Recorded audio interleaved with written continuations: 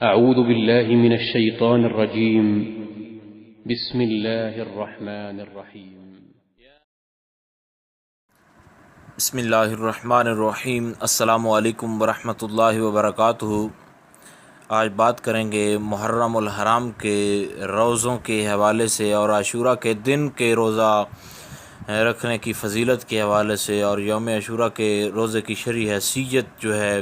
تو یہ تمام بات جو ہے وہ آج ہم انشاءاللہ تعالیٰ وہ سیکھ لیں گے. تو آپ سے گزارش ہے کہ اگر آپ نے ہمارے چینل کو سبسکرائب نہیں کیا تو روزانہ اسلامی فقہی مسائل کے لیے ہمارے چینل کو ضرور سبسکرائب کریں اور خوابوں کی تعبیرات جو ہیں وہ بھی ریگولرلی اپلوڈ کی جاتی ہیں. تو حدیث شریف سے ابتدا کرتے ہیں. حضرت حمید بن عبد الرحمن حضور اقدس صلی اللہ علیہ وسلم سے روایت کرتے ہیں کہ آپ صلی اللہ علیہ وسلم نے اپنے صحابہ کرام میں سے یکم سے 10ویں محرم کے بارے میں فرمایا، آپ اپنی قوم کو حکم دیں کہ وہ اس دن کا روزہ رکھیں. ورز گزار ہوئے لوگوں نے تو کھا پی لیا ہے. آپ نے فرمایا اگرچہ انہوں نے کھا پی لیا ہے. حدیث شریف بخاری شریف کے اندر 2007 نمبر اور صحیح مسلم شریف کے اندر 2669 نمبر حدیث شریف ہے. اور اب بات کرتے ہیں اس کی فضیلت کے حوالے سے. یوم عاشورہ کے روزے کی فضیلت کے حوالے سے کثیر احادیث مبارکہ ویسے تو موجود ہیں، تو چند ایک میں آپ کو جو ہے وہ یہاں گوش گزار کرتا ہوں. حضرت عبداللہ بن عباس کا بیان ہے کہ حضور اقدس صلی اللہ علیہ وسلم نے خود یوم عاشورہ کا روزہ رکھا اور اس کا روزہ رکھنے کا حکم دیا. اور حضرت ابو ہریرہ کا بیان ہے کہ حضور اقدس صلی اللہ علیہ وسلم نے رمضان کے علاوہ افضل روزہ محرم الحرام کا روزہ ارشاد فرمایا اور فرض کے سوا افضل نماز تہجد. سنن ابو داؤد شریف کے اندر یہ موجود ہے اور پچھلی حدیث صحیح مسلم شریف کے اندر موجود ہے. حضرت عبداللہ بن عباس کا بیان ہے کہ حضور اقدس صلی اللہ علیہ وسلم جب مدینہ میں تشریف لائے تو وہاں کے یہودیوں کو عاشورہ کے دن کا روزہ رکھتے ہوئے دیکھا تو آپ نے ان سے دریافت فرمایا آپ لوگ اس دن کا روزہ کیوں رکھتے ہیں؟ تو انہوں نے جواب دیا کہ یہ دن بڑی فضیلت کا حامل ہے، کیونکہ اسی دن اللہ تعالیٰ نے حضرت موسیٰ علیہ السلام کو فرعون سے نجات عطا فرمائی اور قوم فرعون کو غرق کیا.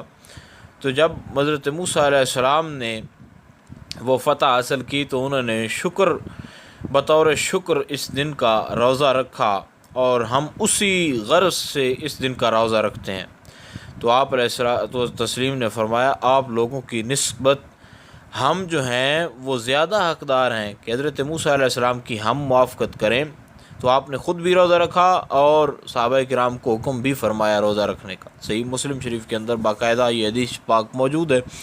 حضرت ابو قتادہ کا بیان ہے کہ حضور اقدس صلی اللہ علیہ وسلم نے فرمایا مجھے اللہ تعالیٰ پر یقین ہے کہ عاشورہ کے روزہ کے بدلے پہلے 1 سال کے گناہ رب العالمین معاف فرما دیتا ہے.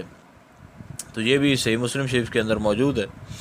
تو اللہ تعالیٰ نے ویسے بھی اس دن کے اندر بڑے انبیاء کرام کو انعامات و کرامات سے ویسے نوازا.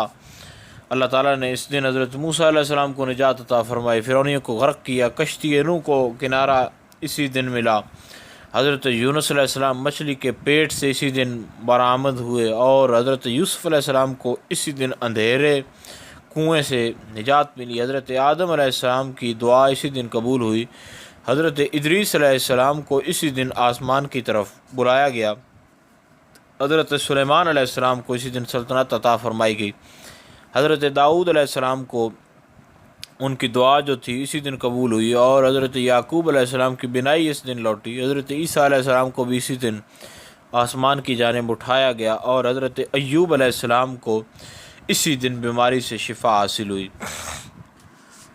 تو اب بات کرتے ہیں اس کی شرعی حیثیت کے حوالے سے. رمضان المبارک کے روزے فرض ہونے سے قبل یوم عاشورہ کا روزہ رکھا جاتا تھا اور امام اعظم ابو حنیفہ رضی اللہ تعالی عنہ آپ کا موقف ہے کہ یہ روزہ فرض تھا. امام شافعی کا نقطہ نظر یہ ہے کہ یہ روزہ فرض نہیں تھا بلکہ مستحب تھا. تو ماہ رمضان کے روزے فرض ہونے کے بعد متفقہ طور پر اس دن کا روزہ جو ہے وہ بطور استحباب و مسنون جو ہے وہ باقی رکھا گیا. اس دن روزہ رکھنے سے پہلے 1 سال کے گناہ جو ہے وہ معاف ہو جاتے ہیں. اور حضور اکرم صلی اللہ علیہ وسلم نے نفلی روزوں میں یوم عاشورہ کے روزے کو افضل قرار دیا۔ یوم عاشورہ کا روزہ مستحب و مسنون ہونے کی وجہ سے دوسرا روزہ بھی ساتھ ملایا گیا۔ آپ صلی اللہ علیہ وسلم نے یوم عاشورہ کے روزہ کے ساتھ ایک مزید روزہ ملانے کو پسند کیا، لہذا 10ویں محرم کے ساتھ 9ویں محرم کا روزہ بھی رکھا جائے تاکہ یہودیوں کی مخالفت ہو جائے۔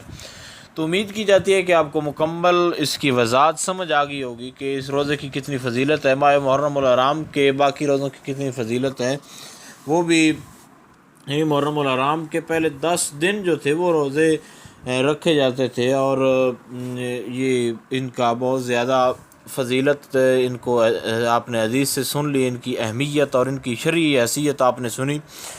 تو مزید بھی پھر بھی اگر کوئی سوال ہو تو آپ نیچے کامنٹ میں پوچھ سکتے ہیں۔ السلام علیکم ورحمۃ اللہ وبرکاتہ۔